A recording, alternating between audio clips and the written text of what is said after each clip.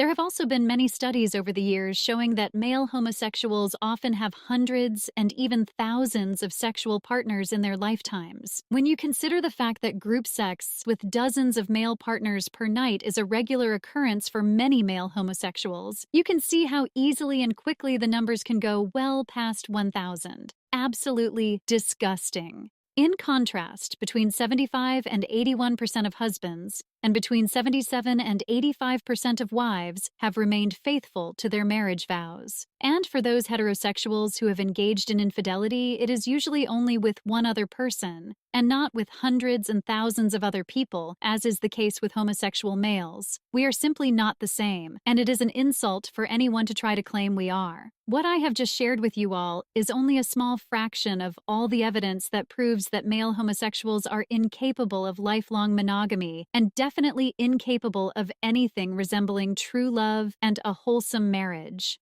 The vast majority of homosexual couples practice something called consensual infidelity, and they don't even see anything wrong with it. That's because homosexuals don't hold the same morals and values as the rest of us. And how could they? You have to remember that homosexuality is itself a type of sexual addiction. The addiction known as homosexuality usually stems from unhealed childhood traumas, or, as is happening more and more frequently, porn and molestation-induced sexual fetishes. The fact that homosexuals are sex addicts means it is basically impossible for them to practice monogamy and loyalty unless they get healed of their sex addiction, which would also mean getting healed of their homosexuality. And because homosexuals are sex addicts, it also means that narcissism and selfishness are core personality traits of all LGBT people to one degree or another. And the fact that all LGBT people have some degree of narcissism as part of their personalities means that sacrificial love, which is what healthy marriages have been based upon for thousands and thousands of years, cannot exist within LGBT relationships. Narcissists don't put other people before themselves. They are far too selfish, and selfish people can't sustain any type of meaningful romantic relationship.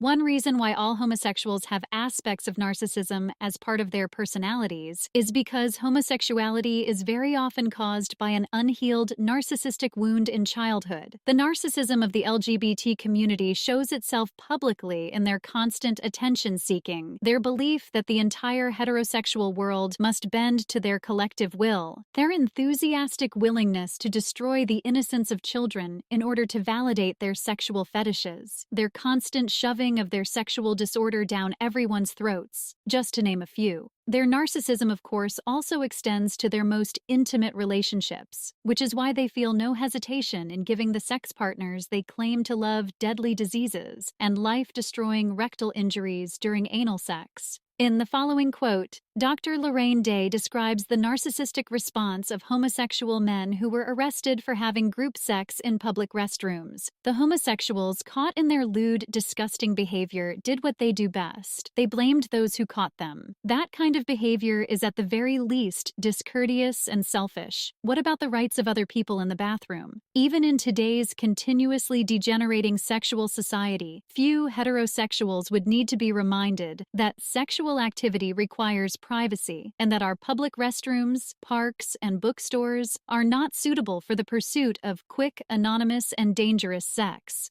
What translates to me as a doctor when I am informed of behavior as described above is the evidence of the immaturity and irresponsibility of the gay community and its escalating costs to the community at large. What homosexuals do and how they think about their actions cannot be had for free. In another example, she describes the exhibitionist narcissism of homosexual males. In San Francisco, during the height of the AIDS epidemic, that continues at record pace even though the media pays little mind, homosexuals could buy themselves t-shirts that said, "I'm a PWA, person with AIDS." That kind of flaunting is uncalled for. It offends the sensibilities. It brings on a visceral response. In order to understand the goal of the homosexual agenda of moving from merely being tolerated by heterosexuals heterosexuals to dominating them, you have to understand the general psyche of the movement. A former homosexual explains that the reason why homosexuals are incredibly immature is because they are emotionally arrested. They are 14-year-olds with a 40-year-old's bank account. This statement is meant to be descriptive, and in reality, the more you understand the homosexual psyche, the more you will come to realize the truth of this statement. Homosexuality is caused primarily by developmental and environmental factors.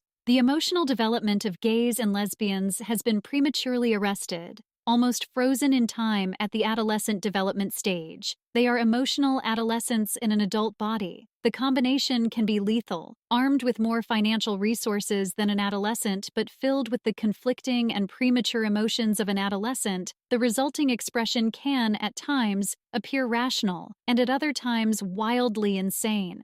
As with any adolescent, they have an urge to rebel, to throw tantrums, to be selfish, and to seek revenge. And when you cross their path at the wrong time, when you challenge their actions, be careful because you will experience their rage.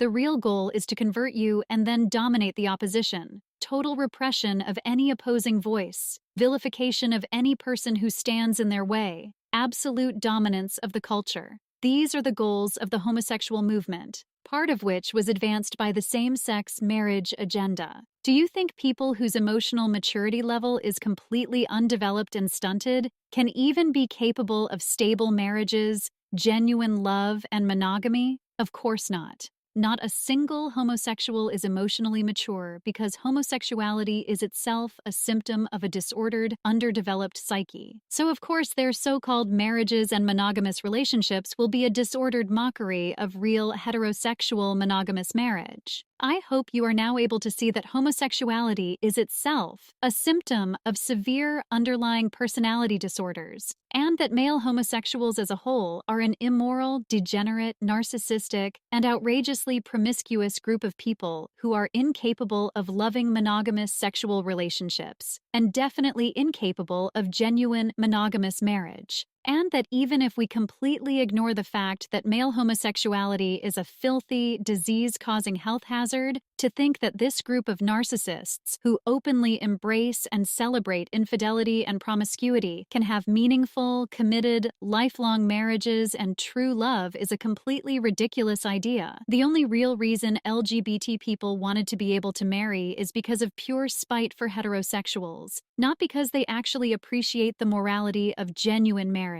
The ultimate goal for legalizing homosexual marriage has always been to destroy heterosexual marriage and to legitimize other forms of sexual perversion such as, but not limited to, pedophilia. Many, if not all, of the most influential homosexual activists support pedophilia and have even admitted that legalizing pedophilia has always been the final goal of gay marriage and gay rights. When you understand that sexually abusing children is one of the main ways that homosexuals reproduce themselves, you can see how genuinely evil the homosexual desire for legal marriage has always been.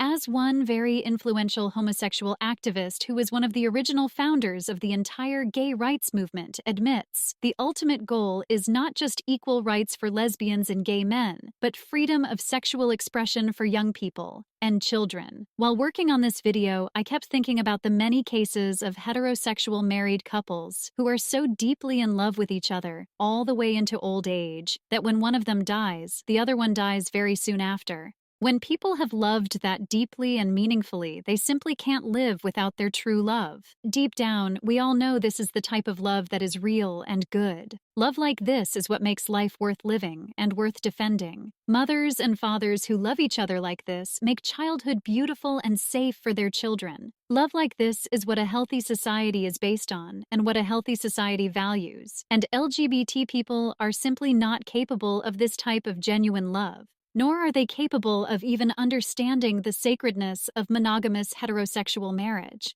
And it should make everyone sad and angry that there is an organized agenda to convince us to view real, genuine heterosexual love as equal to degenerate, confused, twisted, and broken same-sex addictions. Whoever destroys human marriage destroys the home, the city, and the entire race. For none of these would survive if there was no procreation of children, and there is no just and moral procreation of children without marriage. That the home and the city does not depend upon women alone or upon men alone, but upon their union with each other is evident. Destroying human marriage is exactly what LGBT people intend to do. So let's continue to tell the truth about the LGBT community so they don't succeed. Anyway, I hope this video was informative, and if it helped you to better understand the world we live in, please share this video with your friends and family and on social media. And next time someone tries to defend the LGBT lifestyle, make sure to show them this video. Thanks for listening, and I'll talk to you all in the next video.